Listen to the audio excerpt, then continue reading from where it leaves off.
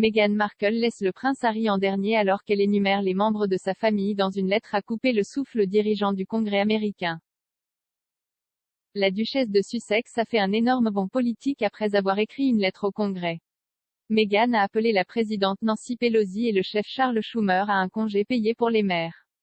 Meghan, qui a accueilli une fille Lily Diana en juin, a reconnu comment elle et Harry n'étaient pas confrontés à la dure réalité et aux choix impossibles dont souffrent les autres parents. Dans son plaidoyer en faveur des congés payés, Meghan a déclaré que cela devrait être un droit national comme de nombreux autres pays.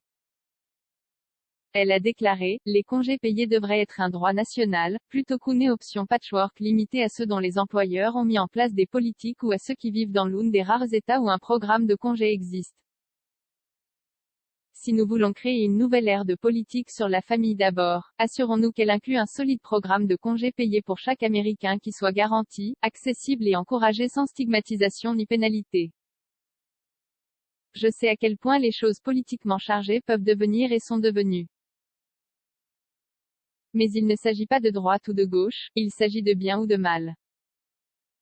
Cependant, lors de la signature, elle a laissé son mari à la fin de la liste.